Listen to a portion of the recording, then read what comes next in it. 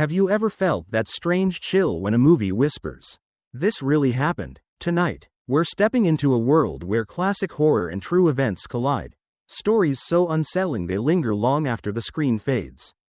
As we move through these 10 iconic films, I want you to stay close, because some of these tales are darker than they first appear. And if you love discovering hidden truths behind legendary horror classics, don't forget to like the video, share it with a friend, and subscribe for more chilling journeys. 1. The Exorcist, 1973.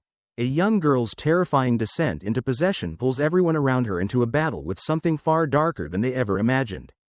But before we step deeper, tell me, have you ever wondered what a family truly feels when the impossible starts happening inside their own home? What makes The Exorcist so haunting isn't just the spinning heads, chilling whispers, or the way the air seems to freeze when Regan enters the room. No, it's the quiet moments. The pauses when her mother stands there, desperate, helpless, wondering if the child she once held is still somewhere inside that twisted shell. And that's where this story grips you, not with screams, but with the fear of losing someone to a force you can't touch, can't see, and can't understand. Imagine being in that house, hearing footsteps in the hallway when you know no one else is awake. Would you dare open the door? Or would you stay still, pretending you heard nothing at all? That's the hook of this film. It plays with the things we think we wouldn't believe in, until they start breathing in the dark beside us. And the craziest part? You and I both know this movie wasn't born from pure imagination. The real case behind it, Roland Doe, a boy whose life spiraled into unexplainable violence and impossible phenomena, adds a weight to every scene. When the lights flicker, when the bed shakes, when Regan's voice changes, suddenly it doesn't feel like a movie. It feels like a memory someone wishes they could forget. Tell me, do you think evil, true evil, can enter a home this way? Or do you believe the human mind can break so deeply that reality reshapes itself around the pain? I really want to hear your thoughts, because everyone who watches The Exorcist seems to come away with a different fear. As you watch, pay attention to the priest's trembling hands, the mother's silent breakdowns, and the way hope is treated like something fragile, constantly slipping, constantly crushed. It's in those fragile moments that the movie becomes more than horror. It becomes a confession that sometimes the scariest battles are the ones you fight when no one believes you. So before we move on, tell me in the comments, do you think you'd stay brave in a house like this? Or would you run the moment something whispers your name? And hey, if you're enjoying this journey into the true stories behind legendary horror classics, make sure to like, share, and subscribe. Your support helps keep these terrifying tales alive, and trust me, the next film on this list is only going to get darker. 2. The Amityville Horror, 1979. A family moves into a beautiful riverside home, only to discover that something inside those walls refuses to let them live in peace, and trust me, the house doesn't wait long before showing its true face. If The Exorcist made you fear what could possess a person, The Amityville Horror steps in like a chilling reminder that sometimes entire houses carry their own hunger.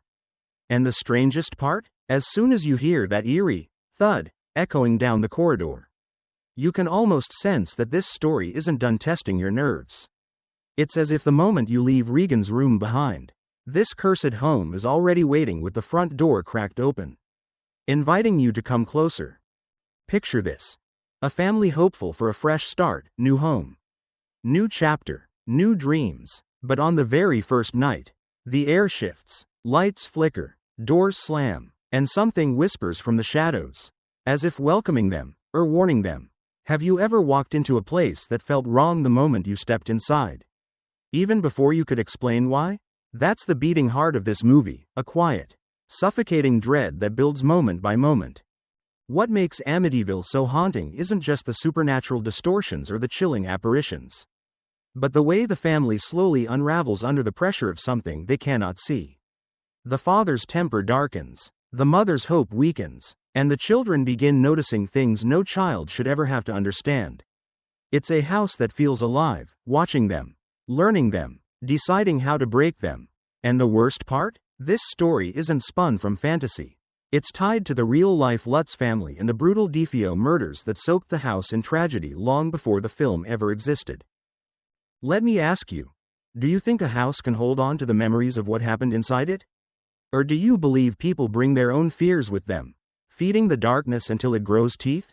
I'd genuinely love to hear what you think, because everyone who watches this movie seems to draw their own line between haunting and history. As the film unfolds, every creak of the floorboards, every slam of a window, every whisper in the dead of night tightens the grip around the family and around you as a viewer. You might find yourself leaning forward, trying to catch the smallest sound, wondering if you'd last even a single night in that house. Be honest, would you stay? Or would you run before the sun even rises? Before we move to the next film, drop your thoughts in the comments. And if these true story horrors are pulling you deeper into the shadows, don't forget to like, share, and subscribe. Trust me, things are about to get even more unsettling. 3. The Texas Chainsaw Massacre, 1974. A group of friends stumbles upon a remote farmhouse, only to learn that the most terrifying monsters aren't always supernatural. And sometimes the real horror carries a chainsaw. Trust me, this one won't give you time to breathe. After surviving the haunted corridors of Amityville, you'd think we'd earned a moment to rest. But no, this next story doesn't creep toward you like a shadow. It charges, roaring, screaming, tearing through the silence like it's hungry. And that's exactly why the Texas Chainsaw Massacre hits so differently. It doesn't feel like a ghost story or a mystery. It feels like a nightmare you could accidentally walk into on a wrong turn down a lonely country road. There's something unsettling about the sunlit terror in this film. Unlike most horror movies that wait for nightfall, this one doesn't hide behind darkness. The danger is out in the open, raw, exposed, merciless. You can almost feel the heat of the Texas sun, the dry wind brushing past your skin, and that uneasy instinct whispering, "Something isn't right here, turn back." Have you ever had that feeling in real life? That moment when your gut tells you to leave, even when nothing bad has happened yet. That's the hook this story digs in with. And then, Leatherface appears, not like a villain stepping into a spotlight, but like a force of nature, sudden, brutal, unstoppable. What's terrifying isn't just the mask or the chainsaw. It's the way he moves. Frantic yet purposeful, as if he's following rituals carved into him long before you ever meet him. The horror becomes almost intimate, because you're not facing a demon or a cursed object, you're facing a family. Twisted by isolation, violence, and a darkness that feels too human to dismiss as fiction. But here's what freezes your blood. The movie draws its roots from the real-life crimes of Ed Gein, a man whose actions were so grotesque they reshaped American horror. Furniture made of human remains, masks stitched from skin, details so unnatural you wish they were invented. And I'm curious, do you think stories like this are scarier because they come from real violence? Or does that make them too disturbing to watch? I'd love to hear your thoughts, because everyone has their own limit when it comes to horror grounded in reality. As the film spirals deeper into chaos, every scream, every desperate sprint, every echo of that roaring chainsaw claws at your nerves. You're not just watching the characters run, you're imagining how you would survive. Would you hide, fight, freeze? Tell me in the comments. What would you do if Leatherface burst through a door right in front of you? And if these true story nightmares are pulling you further in, remember to like, share, and subscribe. The next film will drag you into the mind of a killer, and trust me, it only gets darker from here. 4. Psycho, 1960. A lonely motel owner hides a darkness shaped by obsession, secrecy, and a fractured mind, and the moment you step into his world, you'll feel the walls closing in. Don't blink, because this story has a way of watching you back. Coming off the raw violence of the Texas Chainsaw Massacre, you might expect the next horror to hit with the same brutality. But Psycho chooses a different path, one that sneaks under your skin instead of tearing through it. It's quieter, colder, more patient. Instead of chasing you with a chainsaw, it invites you in with a soft voice, a nervous smile, and a polite offer of shelter from the storm. And somehow, that gentleness feels even more dangerous. There's something unsettling about Norman Bates from the moment you meet him. Maybe it's the way he tilts his head, or the sadness in his eyes that seems too deep for someone so young.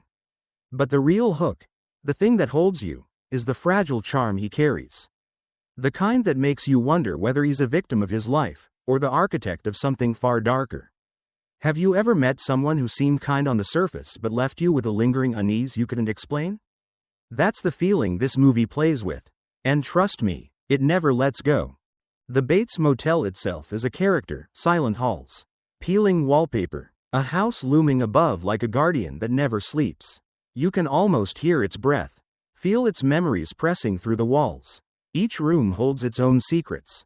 And as Marion Crane arrives seeking refuge, you sense the story tightening around her like invisible hands.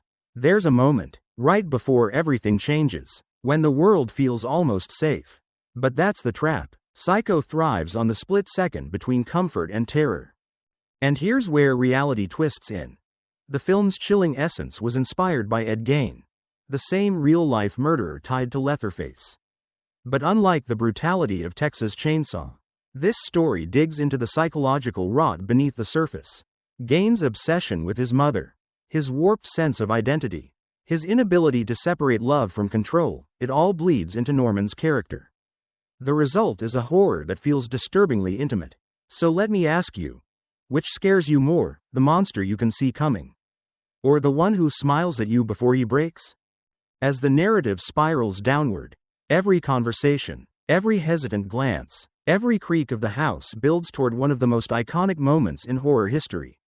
You know the one, and even if you've seen it before, it still feels like a punch you never quite brace for.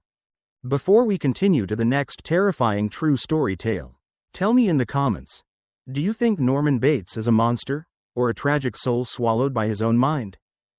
And if you're feeling the chills yet, don't forget to like, share, and subscribe. The next story will test what you believe about hauntings, and who they choose to follow. 5. The Conjuring, 2013. A family faces a terrifying presence in their new farmhouse. And when things spiral beyond what any normal person could endure, the Warrens step in, only to discover that the darkness here isn't just haunting the house, it's hunting the people inside it. Stay with me, because this story pulls you in before you even realize it. Leaving the twisted corridors of Norman Bates's world, we step into a different kind of fear, one that doesn't hide behind a person, but spreads through an entire home like a living shadow. If Psycho whispered its horror through a fractured mind, The Conjuring roars with something ancient, patient, and disturbingly aware. And the moment you enter that creaking farmhouse with the Perron family, you can feel the air shift, as if the walls themselves know you're there. There's something deeply human about the way this story begins. A family searching for peace, for a new start, for sunlight after too many dark days. But sometimes, as you know, the places that look the most peaceful hold the loudest secrets. And here's where the hook tightens. The house doesn't wait for nightfall to reveal its intentions. Strange bruises appear on the mother. Doors open on their own. A child begins sleepwalking into places she shouldn't be. And you, watching from the edges of this story, wonder when the line between curiosity and danger will snap. What's chilling about this film isn't just the paranormal events, it's the way the darkness seems to study the family. Every sound, every shadow, every moment of silence feels intentional, as if something hidden is choosing its moves with unsettling care. Have you ever felt like someone, or something, was watching you even when you were alone? That creeping sensation is what this movie breathes into every frame. Then come Ed and Lorraine Warren, stepping into the story with a calm certainty that contrasts the chaos around them. Lorraine's sensitivity, Ed's unwavering determination, they bring a fragile hope to a home drowning in fear. But even they sense immediately that this is no simple haunting. When Lorraine first closes her eyes and listens to the house, it feels like she's opening a door the family never should have touched. And that raises a question for you. Do you believe people like the Warrens truly connect with the supernatural? Or are they simply brave enough to face darkness most of us would run from? I'd love to hear your thoughts. As the presence grows stronger, the story builds with a suffocating weight. Furniture moves on its own. A child is dragged across the floor. A mother begins losing herself piece by piece, pulled towards something ancient that wants her as its vessel. And with every passing moment, you can feel the stakes tightening. It's no longer about a haunted house, it's about a family fighting for their souls. Before we move on to the next chilling tale, tell me, would you stay in a house like this if it meant protecting the people you love? Or would you take them and run, no matter what followed you out the door? And if you're still with me in these shadows, don't forget to like, share, and subscribe. The next story will take us into a haunting that feels painfully personal, one born not from demons, but from deep, lingering sorrow. 6. The Changeling, 1980. After losing his wife and daughter, a grieving composer moves into an old mansion, only to discover that he isn't living there alone. And whatever shares the house with him has been waiting a very long time. And trust me, once you hear the first echo in those empty halls, you'll feel something watching too. Coming from the violent chaos and demonic torment of The Conjuring, this next story shifts the atmosphere, not softer, not safer, but quieter in a way that settles under your skin. The Changeling doesn't jump at you or scream in your face. Instead, it whispers, it waits, it lets grief open the door before the haunting even begins. And that's what makes it so deeply unsettling. The horror feels personal, almost intimate, like it knows exactly where your fears live. There's something hauntingly beautiful about the way this film starts. A man shattered by loss, searching for a place where the world might leave him alone for a moment. But have you ever noticed how empty houses seem to amplify loneliness? One creak becomes a voice. One cold draft feels like a hand brushing past you. That's the hook. The way the mansion almost seems to sense his pain and respond to it. Maybe you've felt that before. That eerie feeling that a place is somehow aware of you. The mansion itself is enormous, elegant, and unsettling in the way only old homes can be. Every corridor feels too long, every room too still, and soon, small things begin to happen. Sounds that don't belong. Objects moving on their own. A ball bouncing down a staircase as if a child you cannot see is trying to play. The ghost here isn't a creature of rage or chaos. It feels wounded, desperate, longing for someone to finally listen. But that almost makes it more frightening. Because pain has a way of twisting even the most innocent spirits into something dangerous. As the composer digs deeper, he uncovers a hidden story, a child robbed of life and justice. And the house, with all its secrets, begins pushing him to finish what was started decades ago. That raises a question for you. Do you think spirits linger because they can't let go? Or because they need someone living to carry their truth forward? Your answer might say something about how you view the world beyond death. The deeper he goes, the more the haunting shifts from eerie to urgent. Doors slam, visions flash, the mansion roars with a fury born from betrayal. Grief meets grief, his loss colliding with the spirit's tragedy until both feel inseparable. And suddenly the haunting doesn't feel like a random curse. It feels inevitable, like something the house has been saving for him all along. Before we move forward, I want you to tell me, would you stay in a place like this if you felt a child's spirit reaching out for help? Or would you run the moment the ball rolled down the stairs? And if you're still holding on to this journey through real-life inspired terror, don't forget to like, share, and subscribe. The next story will drag you into a haunting that doesn't ask for sympathy, it demands survival. 7. The Entity, 1982. A woman becomes the target of a violent, unseen force that invades her home, and as the terror escalates, you'll begin to question whether the real horror is what we can see, or what we can't. Stay with me, because this story will crawl under your skin in ways you never expect. Leaving the quiet sorrow of the Changeling, we now enter a horror that is raw, relentless, and disturbingly intimate. The Entity doesn't rely on creepy old houses or ancient curses. Its terror is personal. It claws at the very fabric of one person's life, invading spaces that should feel safe. Imagine the very place you lay your head at night turning against you. The walls that once held comfort becoming a theater for unspeakable torment. Have you ever felt unsafe in a place that should have felt like home? That uneasy, creeping sensation is exactly what this film captures, and it lingers long after the credits roll. Carol, the protagonist, begins noticing small disturbances, objects moving, strange sensations, but soon these escalate into violent, unimaginable attacks. And here's the hook. The more she tries to rationalize what's happening, The more inescapable it becomes. You start to feel her frustration, her fear, her isolation. Can you imagine being trapped in your own home by something invisible? Something that refuses to let you rest? It's a fear that cuts deeper than any jump scare because it touches the most vulnerable part of us, our personal sanctuary. What's even more chilling is the way the movie forces you to confront belief versus reality. Are we seeing supernatural forces? Or is the mind capable of creating horrors so vivid they feel undeniable? Have you ever doubted your own senses in the middle of the night? Questioning what's real and what's imagination? This is where the entity excels. It makes the impossible feel possible. The story is based on the real-life experiences of Carla Moran, whose encounters were studied by parapsychologists and documented with detailed reports. That knowledge adds a layer of unease that lingers with the audience. Every slamming door, every invisible grip, every nightmarish attack feels plausible because it actually happened. And let me ask you, does knowing a story is true make it scarier? Or does it make your mind try even harder to deny it? Drop your thoughts in the comments. I really want to hear your perspective. As the film builds toward its terrifying climax, tension grows with every frame.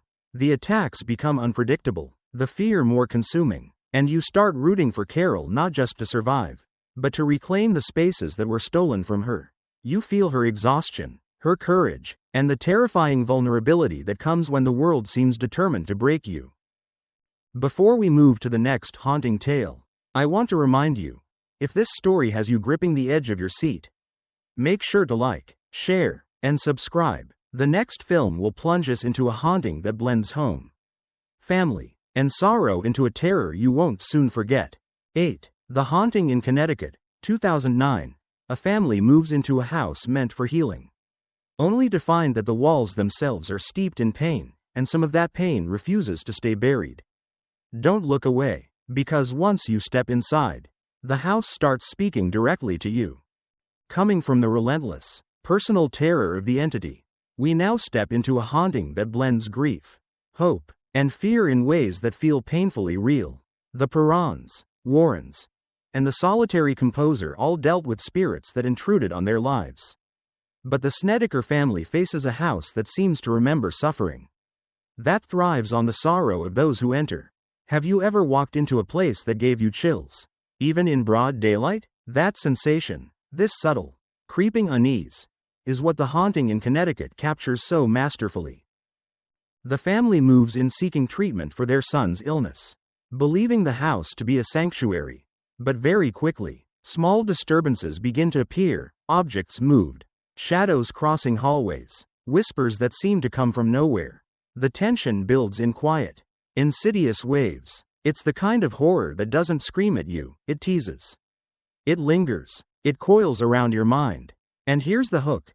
What if the very place you trusted to heal you is secretly working against you? As the haunting escalates, you begin to feel the desperation of the family. The mother clings to her children. The father struggles to believe. And the son experiences terrors that seem impossible to describe. You can almost feel their fear, the way it settles in your chest and doesn't let go. Would you be able to comfort a child knowing that something unseen is actively trying to harm them?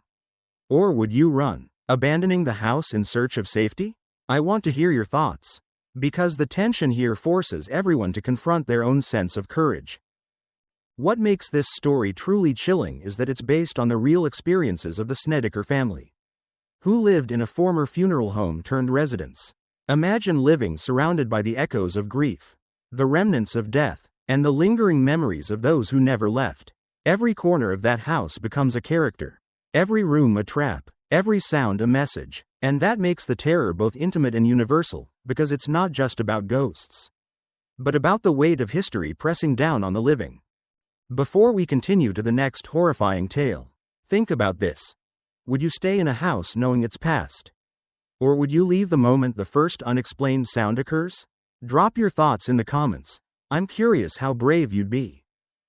And if this journey into true story horrors has you hooked, don't forget to like, share, and subscribe. The next film takes us into the wilderness, where isolation and human evil collide in ways that are terrifyingly real. 9. Wolf Creek, 2005. three backpackers find themselves stranded in the remote Australian outback, only to discover that the real terror isn't the wilderness, it's the man lurking in it. Brace yourself, because once you enter this world, there's no turning back. After the haunted walls of Connecticut, the terror shifts from the supernatural to the raw, unrelenting reality of human evil. Wolf Creek is a story that forces you to confront a primal fear, that sometimes the monsters we fear most are not in the shadows or beyond the grave, they walk among us. The isolation of the outback amplifies every sound, every footstep, every snap of a twig becomes a threat. Have you ever felt that spine-tingling awareness when you're completely alone in an unfamiliar place? That's exactly the sensation this film delivers. And it doesn't let go. The three travelers start their journey filled with adventure and laughter, unaware that the beauty of the desert conceals something far more sinister. And here's the hook. The moment they meet the man who will become their nightmare, you know things are already out of control. It's not just the brutality that terrifies, it's how ordinary he seems at first. Blending seamlessly into the harsh landscape, waiting for the right moment to strike. That tension, the calm before the storm, grips you in a way that few horror films can. What's truly chilling about Wolf Creek is its foundation in reality. Inspired by the crimes of serial killer Ivan Milat, the film doesn't just scare with visuals, it terrifies with plausibility. Every choice the characters make, every wrong turn they take, feels believable, and that makes the fear intensely personal. You can't help but imagine yourself in their shoes, wondering if you'd survive the relentless hunter. I have to ask, if you were alone in the middle of nowhere, and someone with no conscience approached you, would you try to fight, hide, or run? Share your thoughts. I'm genuinely curious how you'd react. The suspense builds as the backpackers' situation grows increasingly desperate. The outback, which once promised freedom and adventure, becomes a maze of terror. The cinematography doesn't just show danger, it immerses you in it. You can almost taste the dust, feel the sun beating down, hear the predator's quiet steps closing in. Every moment is designed to make your heart race, to make you question the safety of even the most mundane surroundings. Before we move to the final story on our list, think about this. What scares you more, the supernatural that you can't see, or the human evil that you know could exist in the world around you?